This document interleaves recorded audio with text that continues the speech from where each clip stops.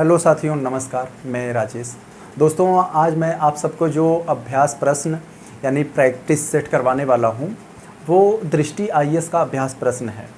और यह अभ्यास प्रश्न ऐसा है मेरे भाई, जो किसी न किसी स्टेट कमीशंस में, किसी न किसी प्रतियोगी परीक्षा में 2 या 3 बार रिपीट हुए हैं। तो मेरे भाई, ऐसे रिपीटेड क्वेश्चन को जो आप सब सॉल्व करेंगे, तो आप लोग जो आगामी एग्ज़ाम है, बीपीएससी का हो या फिर बीपीएससी टीचर या फिर कोई भी स्टेट कमीशंस का आरओ एआरओ कोई भी एग्ज़ाम हो, जो आप ऐसे एग्ज़ाम में बैठेंगे तो आप अपने आप को एक बेहतरीन स्टूडेंट में पाएंगे। आप लोगों को लगेगा हाँ, हमारा कॉन्फिडेंस लेवल बहुत हाई है। और कॉन्फिडेंस लेवल जब हाई होता है तो मेरे भाई, आपकी तैयारी में अपने आप धार लग जाती है। तो मेरे भाई, अपनी तैयारी को धारदार बनाने के लिए ऐसे क्वेश्चन को एक बार एनालिसिस ज़रूर करें। जब आप ऐसे क्वेश्चन देखेंगे कि हम सिर्फ इसका, ऐसा नहीं कि इसका सिर्फ आंसर बता देंगे, जो क्वेश्चन उस लायक का होगा उसके दाएं बाएं ऊपर नीचे की चीज़ों पर हम लोग बहुत ही एकदम फैक्चुअल चीज़ों को डिस्कस करेंगे। तो चलिए हम लोग शुरू करते हैं एक पीडीएफ के माध्यम से आज का अपना दृष्टि आईएएस का प्रैक्टिस सेट। तो शुरू करते हैं हम लोग। पहला क्वेश्चन देखते हैं पहला क्वेश्चन क्या कर रहा है। निम्नलिखित में से कौन सा संविधान के अनुच्छेद 3 के तहत संसद के एक कानून के द्वारा संभव नहीं है। तो मेरे भाई, हमें पता है, आप सबको पहले इसको बता दें, अनुच्छेद 3 जो होता है, अनुच्छेद 3 के माध्यम से हम लोग किसी राज्य संसद किसी राज्य की सीमा में परिवर्तन कर सकता है, या किसी राज्य की सीमा को बढ़ा सकता है, किसी राज्य की सीमा को घटा सकता है, या किसी राज्य का नाम बदल सकता है। ये सब अनुच्छेद 3 के तहत होता है। तो यहाँ देखिए क्या है, नए राज्यों का गठन ये हो सकता है अनुच्छेद 3 के द्वारा। नए राज्यों के क्षेत्रों में परिवर्तन, ये भी सही है, घटा बढ़ा सकती है संसद। राज्यों की सीमाओं में परिवर्तन, ये भी सही है। नए राज्यों का प्रवेश, ये गलत है। तो हमें ये पूछा है कौन सा संभव नहीं है, तो यही ऑप्शन डी वाला संभव नहीं है, क्योंकि किसी नए राज्य का प्रवेश कराना होगा तो अनुच्छेद 3 के तहत नहीं प्रवेश कराना होगा, उसके तरह से एक अलग कानून लाना होगा। तो ये हो गया हमारा। तो चलिए हम लोग अपना अगले क्वेश्चन पर देखते हैं क्या है। बहुत ही इंपॉर्टेंट क्वेश्चन है मेरे भाई। जितने क्वेश्चन आपको यहाँ मिलेंगे सब न सब किसी न किसी स्टेट कमीशंस में या किसी न किसी कॉम्पिटिटिव एग्जाम्स में पूछे गए हैं। तो चलिए हम लोग अपना अगला क्वेश्चन देखते हैं क्या कह रहा है। निम्नलिखित के भारतीय संघ में शामिल होने की प्रक्रिया को बताइए। यानी जो प्रक्रिया बताना है, यानी जूनागढ़, हैदराबाद और जम्मू कश्मीर जो अपने भारत का हिस्सा बने, भारत में शामिल हुए, तो ये किस प्रक्रिया के तहत हुए। हमें पता है मेरे भाई, ये जो जूनागढ़ है यह जनमत संग्रह के माध्यम से भारत में शामिल हुआ था। जनमत यानी जनता के फैसले के द्वारा। और ये हैदराबाद जो था ये भी शामिल नहीं हो रहा था, तो इस पर पुलिस की कार्रवाई, सेना की कार्रवाई के माध्यम से ये हैदराबाद को शामिल किया गया। और जम्मू कश्मीर हमें पता ही है मेरे भाई, ये तो विलय पत्र के माध्यम से ये पटेल जी और नेहरू जी के द्वारा ये किया गया था। वहाँ का जो राजा था हरि सिंह, उसके द्वारा। तो आप लोग ऑप्शन में देख लीजिए, जूनागढ़ में जनमत संग्रह ट्रिक भी होता है, जैसे जूना जैसे जनमत। ये हो गया जूनागढ़ जो है जनमत संग्रह के द्वारा, हैदराबाद पुलिस कार्रवाई और जम्मू कश्मीर विलय पत्र के माध्यम से। तो ऑप्शन नंबर सी हो जाएगा हम लोगों का। और हम लोग अगर अगला क्वेश्चन देखते हैं क्या कह रहा है अगला मेरे भाई। सब क्वेश्चन इंपॉर्टेंट है मेरे भाई, किसी न किसी स्टेट कमीशंस में पूछे गए हैं। आपको इसका सही से अवलोकन जरूर करना होगा एक बार। देखिए क्या है, किस अनुच्छेद में उल्लिखित है कि भारत अर्थात इंडिया राज्यों का संघ होगा। अब मेरे भाई, पहला अनुच्छेद 1 में ही कहा गया है कि भारत अर्थात इंडिया राज्यों का संघ होगा, यानी सभी राज्यों को मिलाकर भारत बनेगा। जिसे इंग्लिश में लिखा है India that is Bharat shall be union of all states. तो यही है अनुच्छेद 1 का मतलब है कि ये जैसे राज्य हो गए, ये राज्य हो गए, ये राज्य हो गए, ये राज्य, इन सभी को मिलाकर अपना भारत होगा।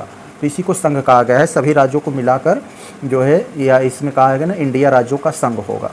तो ये अनुच्छेद 1 के तहत होगा। तो चलिए हम लोग आगे देखते हैं। अनुच्छेद 1 में उल्लिखित भारत व संघ शब्द से क्या आशय है।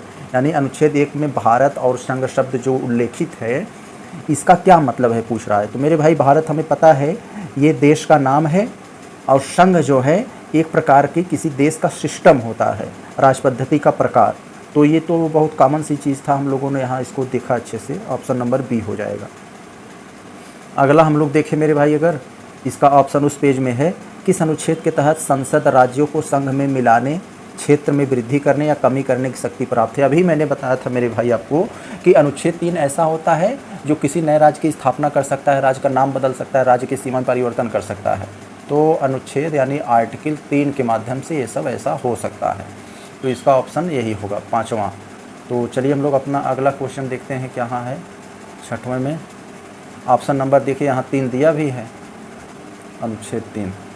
तो हम लोग 6वें क्वेश्चन पर अगर बात करें तो 6वां क्वेश्चन पर ये है हमारा, राज्यों की सीमा क्षेत्र में वृद्धि करना या कमी करना या परिवर्तन करने संबंधित अध्यादेश पर निम्नलिखित में से किसकी पूर्व मंजूरी आवश्यक होता है। मेरे भाई हमें पता है यह राष्ट्रपति की मंजूरी पहले लेना ज़रूरी होता है। जैसे जैसे संसद किसी क्षेत्र का, किसी राज्य का नाम बदल रहा है या राज्य की सीमा में परिवर्तन कर रहा है, तो उससे पहले जो है राष्ट्रपति की मंजूरी होनी चाहिए। तो ये हो गया। तो आगे चलिए हम लोग चलते हैं 7वें में। 7वां मल्टी ऑप्शनल वाला है, तो थोड़ा सा हमें छोटा कर लेना होगा, अच्छे से दिखाई दे। हाँ अब सही। देखिए क्या कर रहा है, 1950 में संविधान द्वारा भारतीय संघ एवं राज्यों के वर्गीकरण से संबंधित निम्नलिखित कथनों पर विचार कीजिए। क्वेश्चन बड़ा है, लेकिन देखिए कितने आसानी से, कितने ट्रिक से हम लोग इसको आसानी से हल कर लेंगे। बड़े क्वेश्चन को सिर्फ हमारे सामने सबसे बड़ी चुनौती होती है उसे पढ़ लेना। जो बड़े क्वेश्चन होते हैं वो सरल होते हैं मेरे भाई, सिर्फ हमें उसे पढ़ना होता है। लोग देखकर घबरा जाते हैं, पढ़ते नहीं हैं। देखिए कैसे हम लोग सॉल्व करते हैं। 1950 में संविधान द्वारा भारतीय संघ के राज्यों को 4 क्षेत्रों में वर्गीकृत किया गया था। यही गलत है मेरे भाई। ये जो 1950 कह रहा है, ये वही काम 1949 में हुआ था।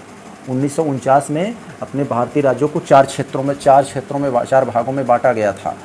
भाग क, भाग ख, भाग ग, भाग घ। भाग क में उस राज्यों को रखा गया था जो बड़े राज थे और जिस पर अंग्रेज गवर्नर के माध्यम से शासन करते थे। और भाग ख में जो था वो बड़ी बड़ी रियासतें थी राजाओं महाराजा, वो था। भाग ग में छोटी रियासत, और भाग घ में जो अर्जित किया गया था, विदेशों से मिला हुआ क्षेत्र था, वो था। तो इसको मैंने आपको बता दिया था। पहला तो गलत हो गया, ये 1949 में था। दूसरा क्या करा है, भाग क, ख, ग, घ 4 वर्गीकरण नाम रखे गए, ये तो सही है जैसा कि मैंने अभी बताया आपको। भाग घ में अंडमान व निकोबार द्वीप समूह सम्मिलित था, सही बात है, क्योंकि अंडमान निकोबार पहला ऐसा क्षेत्र था जो विदेशों से अर्जित किया गया था, ये भी सही है। भाग क में उन राज्यों को शामिल किया गया था जहाँ पर गवर्नर जनरल शासन करता था, अभी मैंने इसको बताया, जहाँ पर अंग्रेज शासन करते थे बड़े बड़े क्षेत्रों को था। तो इससे आप ये पता लगाइए। फिर कह रहा है कौन सा असत्य है, तो असत्य कौन कौन हो सकता है मेरे भाई, यहाँ पर आप लोग ज़रा यहाँ पर ध्यान दीजिए तो आप सबको इसमें पता चल जाएगा। तो जिसे असत्य की बात कर रहा है, असत्य इसमें कौन हो सकता है, यहाँ जो 7वां वाला है हमारे पास, तो 7वां में असत्य कौन होगा मेरे भाई, तो ऑप्शन नंबर ए 2।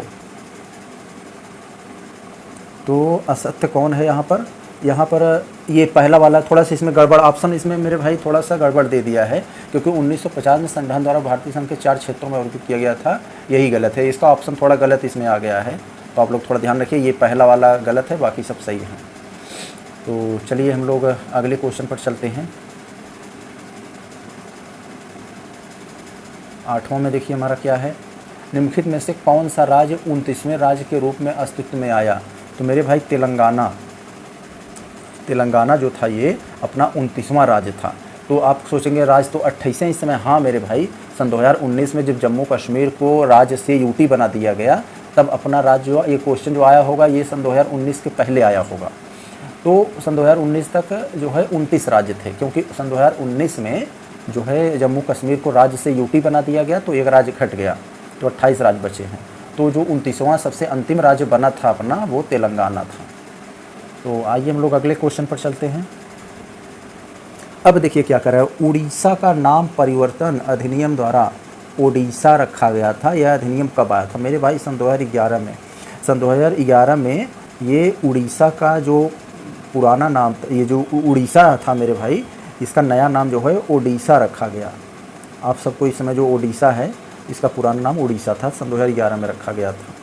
तो 9वां हो गया। हम लोग चलते हैं 10वां में, देखते हैं क्या है 10वां में। 10वां मेरे भाई यही कह रहा है हमें कि 10वां है हमारा, कहाँ गया 10वां, ये है, किस संविधान संशोधन के द्वारा दिल्ली को राष्ट्रीय राजधानी क्षेत्र का दर्जा दिया गया। तो मेरे भाई ये 69वां संविधान संशोधन 1991 के माध्यम से दिल्ली को राष्ट्रीय राजधानी क्षेत्र का दर्जा दिया गया, और यह 1992 में लागू हो गया। 1991 में कानून बना था, 1992 में लागू हो गया था। फिर से आपको रिपीट कर दें, 69वां संविधान संशोधन 1991 के माध्यम से दिल्ली को राष्ट्रीय राजधानी क्षेत्र का दर्जा मिल गया और जो लागू हुआ वो इसके 1 साल बाद 1992 से। चलो अब हम अगला देखते हैं मेरे भाई, क्या है अगला हमारा। सब क्वेश्चन आए हुए हैं। निम्नलिखित कथनों पर कौन सा एक असत्य है, कौन सा गलत है, हमें उसको चूज करना है। तो गोवा को 1987 में पूर्ण राज्य का दर्जा प्राप्त हुआ, सही बात है। दीव खंभात की खाड़ी में एक टापू है, ये भी सही बात है। खंभात की खाड़ी में है, ये एक टापू एरिया है। दमन और दीव को भारतीय संविधान के 56वें संविधान संशोधन द्वारा गोवा से अलग कर दिया गया। तो ये हमें मान लीजिए हमें नहीं पता है। अगला देखते हैं। दादर एवं नागर हवेली 1954 तक फ्रांसीसी औपनिवेशिक शासनकाल के अंतर्गत थे। तो ये गलत है मेरे भाई, ये हमें पता चल गया। डी वाला जो था 1934 में, ये जो करा है दादर और नागर हवेली 1934 तक फ्रांसीसी सरकार या फ्रांसीसी औपनिवेशिक शासन के अंतर्गत थे। 1954 में यह आज़ाद हो गया था, सब लोग विरोध कर दिए थे, इसके औपनिवेशिक शासन के अंतर्गत नहीं था। तो ये चीज़ गलत दिया है हमें, तो यही गलत है, यही हमसे पूछा है, तो ये हो गया।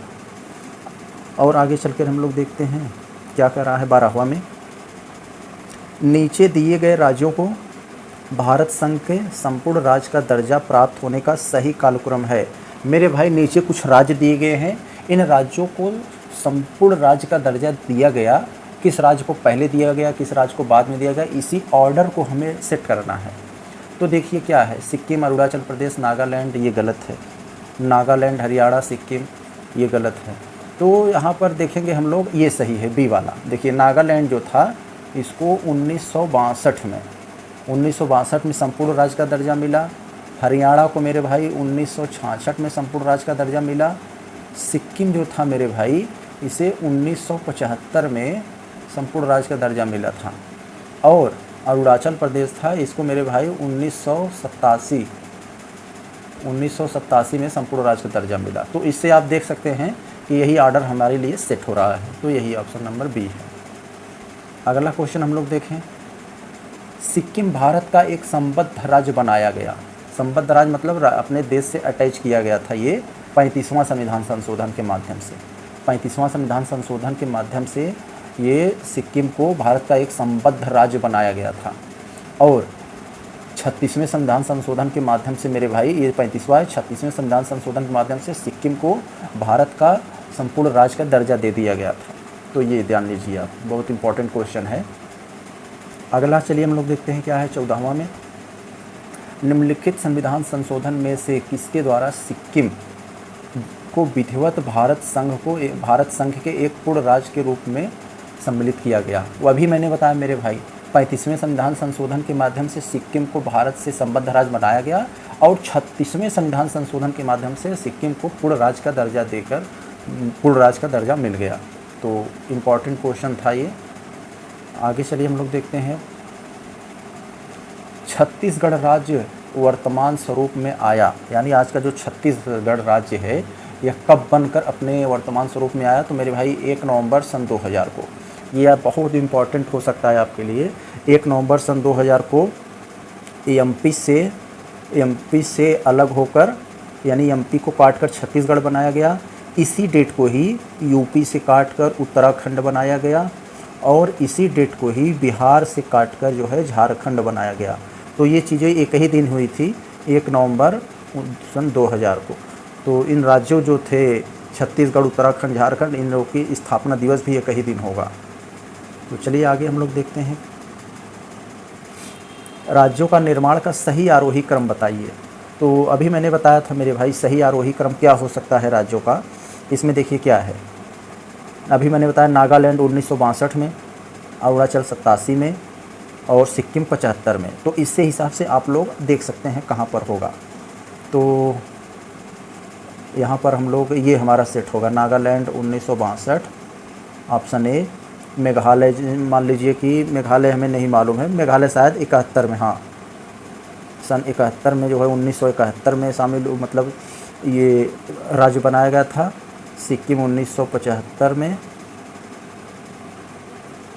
सिक्किम को 1975 में और अरुणाचल को 87 में। तो ये हो गया हमारा ऑप्शन नंबर, ये सेट हो रहा है। तो चलिए, ये आरओ में पूछा गया था, इम्पोर्टेंट क्वेश्चन है ये। ऐसे ही क्वेश्चन है मेरे भाई, यहाँ आपको सभी के सभी जो है ऐसे क्वेश्चन मिलेंगे।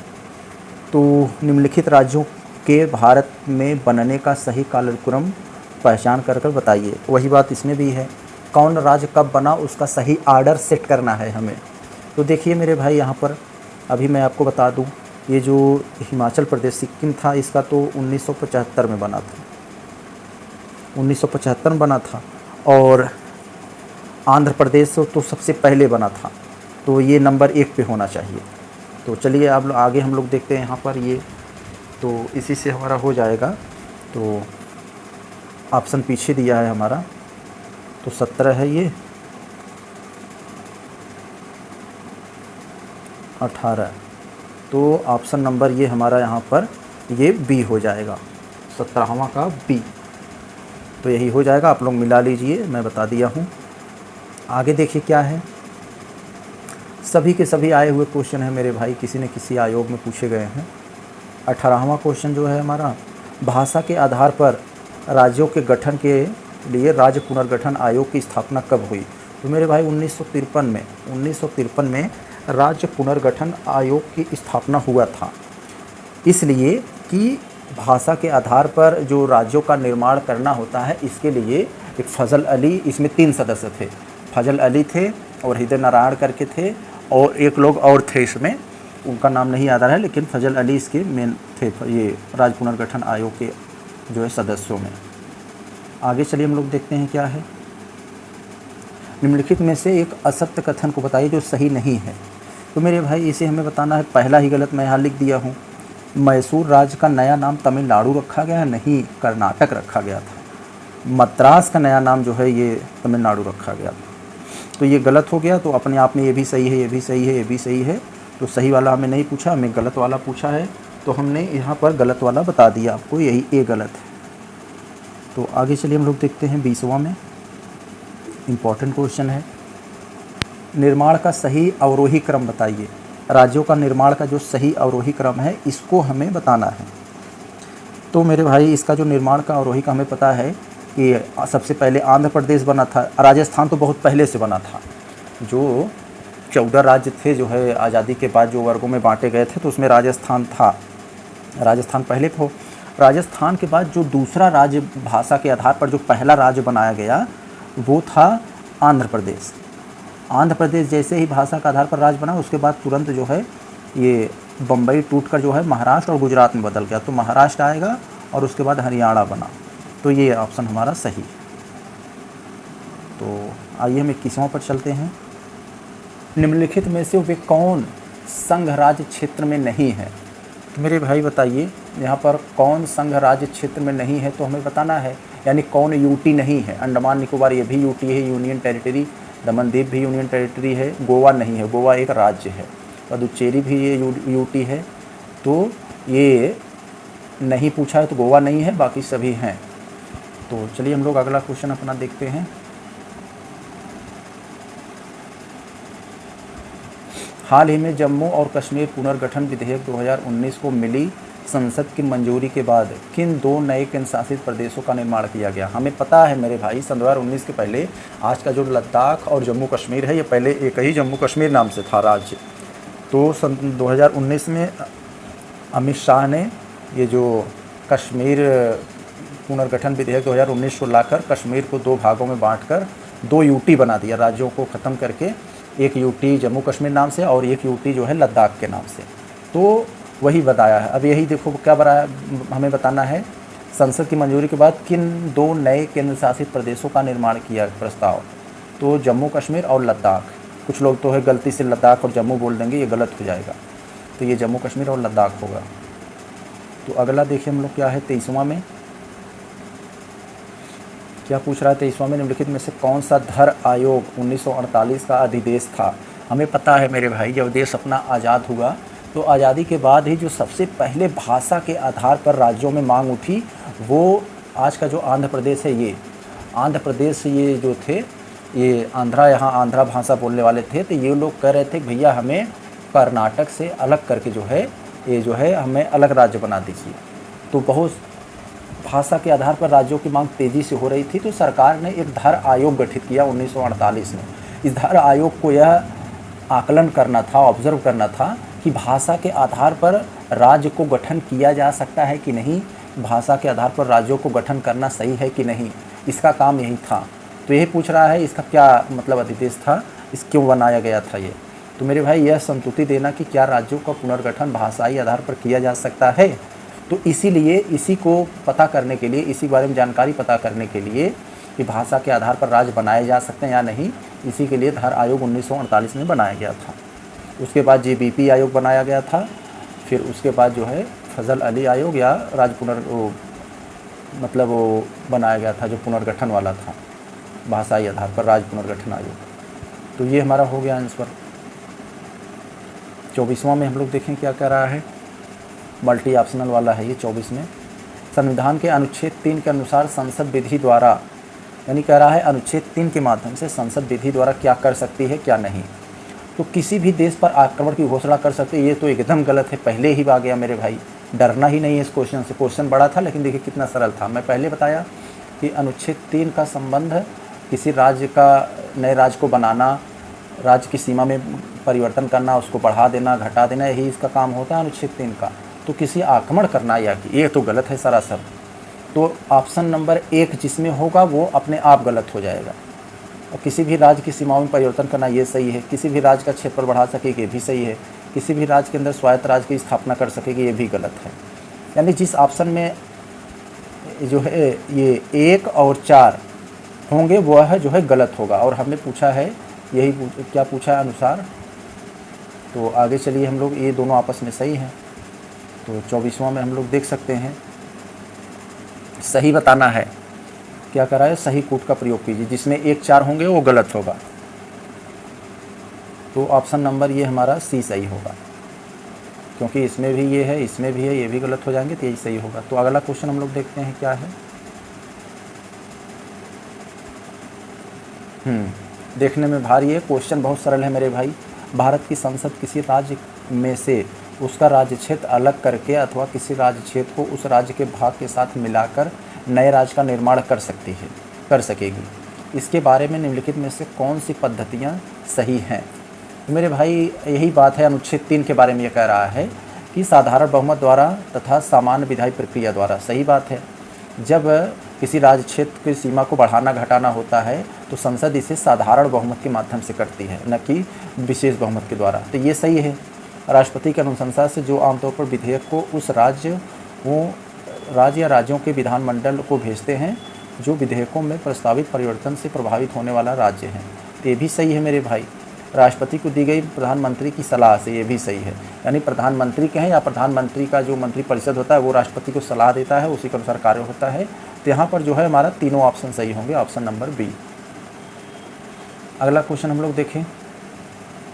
जो आपको बड़ा क्वेश्चन लगेगा समझ लीजिए वो सरल है, क्योंकि सिर्फ हमें उसे पढ़ने की सबसे बड़ी चुनौती होती है।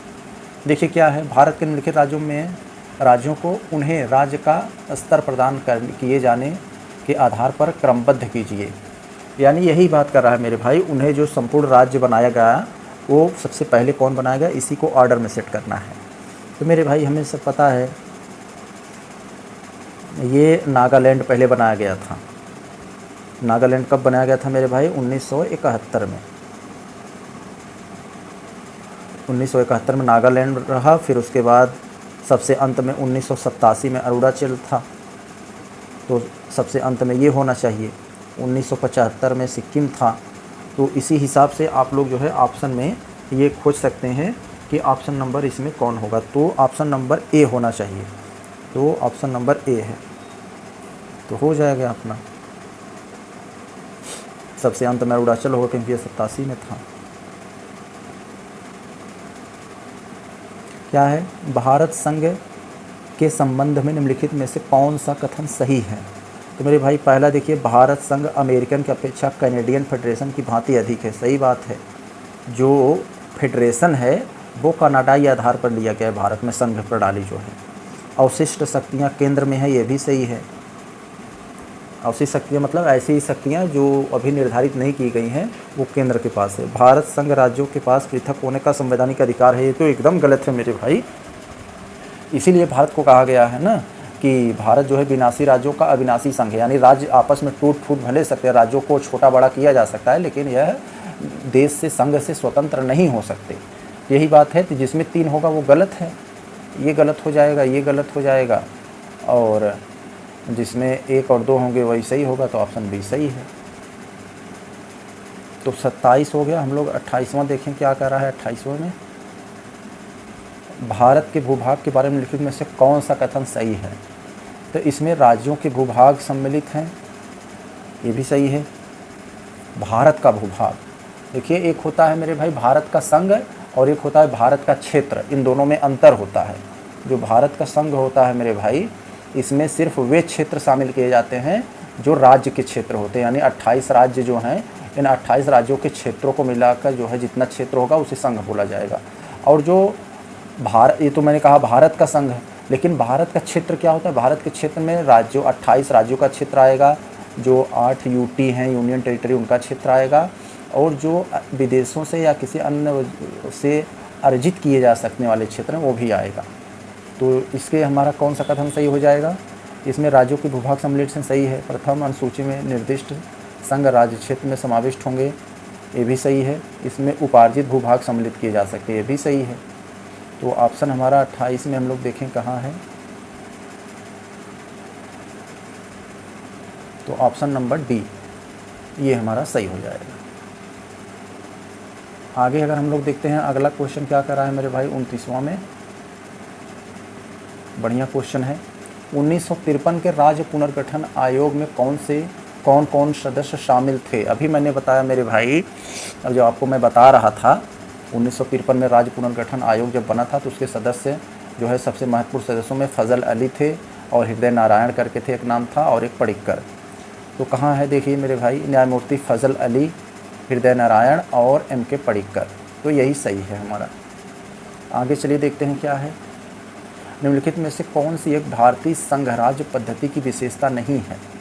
तो मेरे भाई भारतीय संघ राज्य पद्धति की, भारतीय संघ राज्य सिस्टम की विशेषता कौन सा नहीं है, तो यही बताना है। भारत में स्वतंत्र न्यायपालिका है भाई, ये तो सही है। केंद्र और राज्यों के बीच शक्तियों का स्पष्ट विभाजन किया गया है, सही है। राज्यों पर अपना विषय है, केंद्र के अपने विषय हैं, ये भी सही है। और क्या कर रहा है अगला, यहाँ थोड़ा सा छोटा करूँ तो हमें थोड़ा सही रहेगा, मल्टी ऑप्शनल है।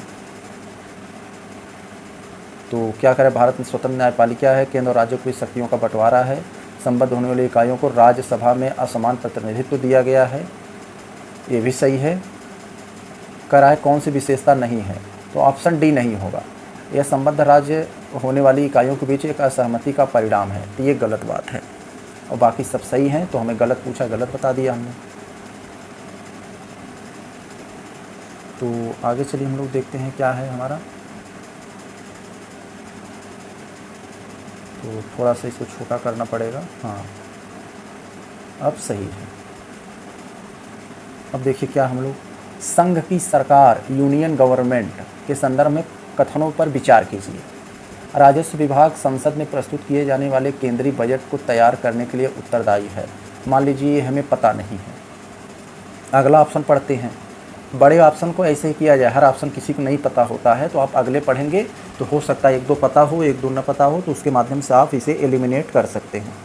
तो देखिए क्या है, ये तो मान लीजिए हमें नहीं पता। भारत की संसद के प्राधिकरण ऑथराइजेशन के बिना कोई धनराशि भारत की संसदीय निधि से नहीं निकाला जा सकता है। लोक लेखा से किए जाने वाले सभी संवितरण यानी डिसबर्समेंट के लिए भी भारत संसद प्राधिकरण की आवश्यकता होती है। तो मेरे भाई ये हमारा 31वां नंबर क्वेश्चन है। इसमें जो है ऑप्शन नंबर हमारा ये केवल 2 होगा, यही सही है। भारत की संसद के प्राधिकरण के बिना कोई धनराशि भारत की संचित निधि से नहीं निकाला जा सकता, और बाकी ये भी गलत है, ये भी गलत है। तो आगे चलिए देखते हैं क्या है।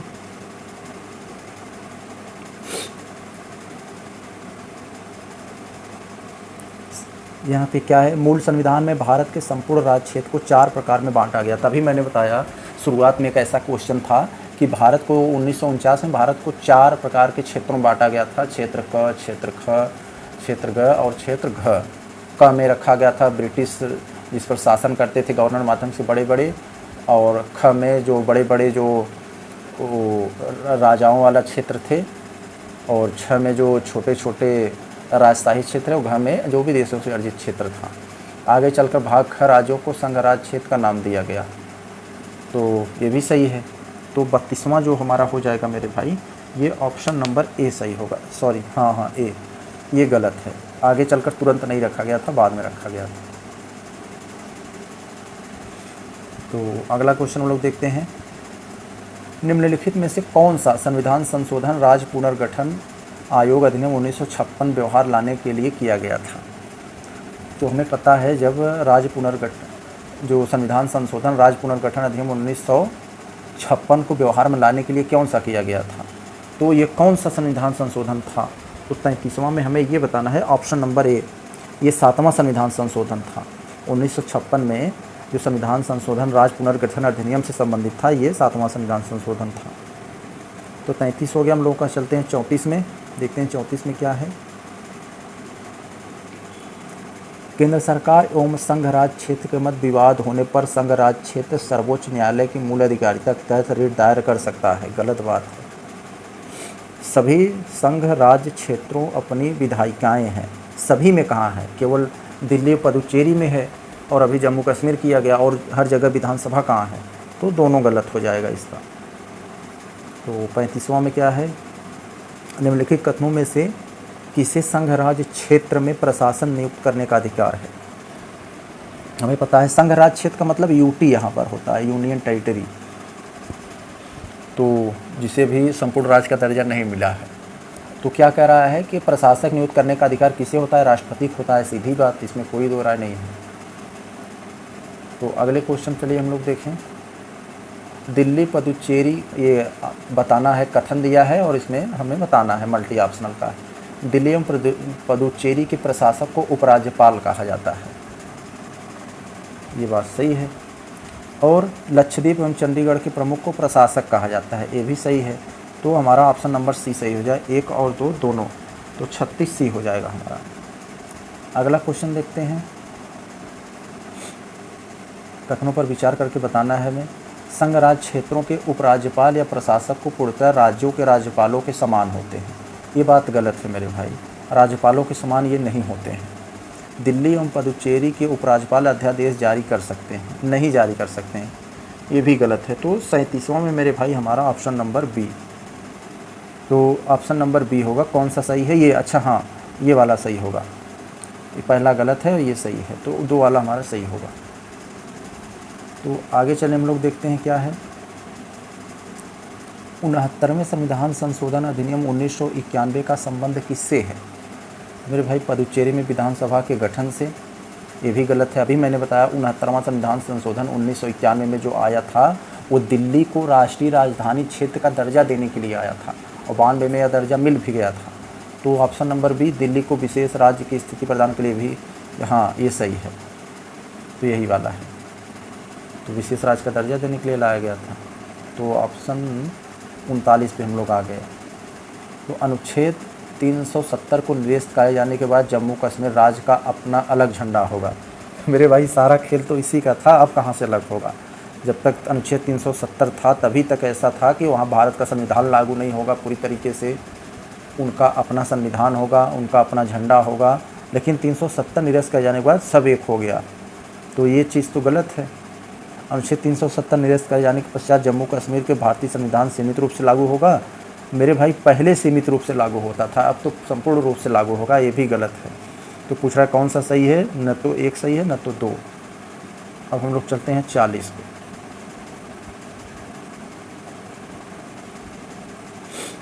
तो देखिए 40 वाला क्या कह रहा है, मल्टी ऑप्शनल है।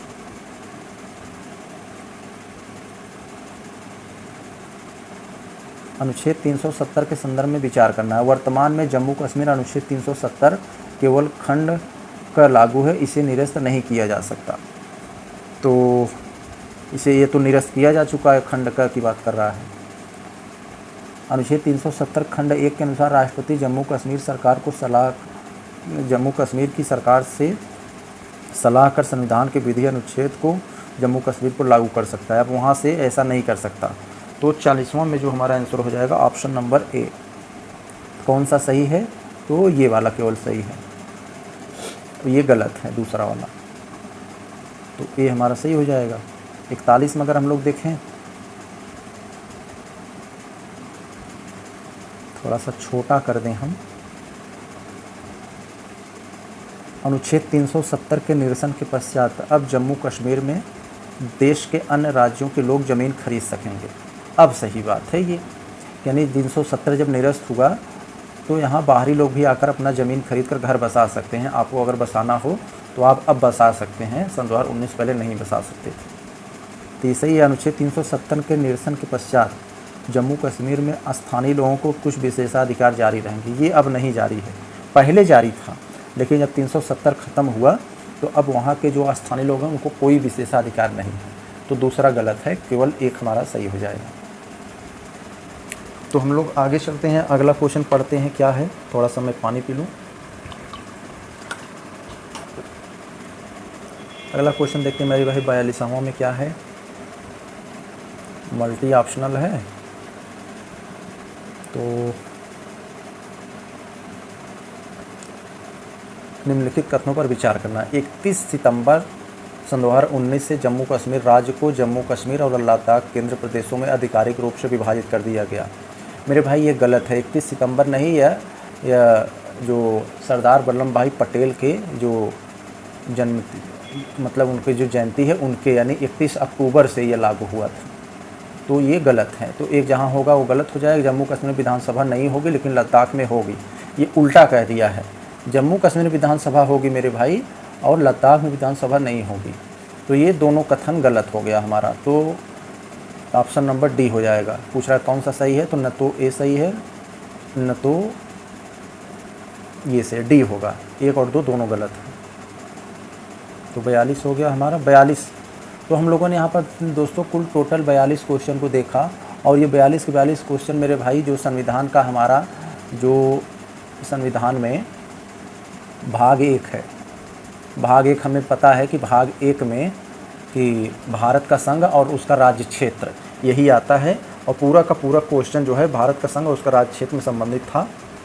और ये क्वेश्चन जो थे किसी न किसी आयोग में, किसी न किसी प्रतियोगी परीक्षा में 1-2 बार या उससे अधिक बार पूछे गए थे। तुम लोग मिलते हैं नेक्स्ट टाइम, तब तक के लिए नमस्कार।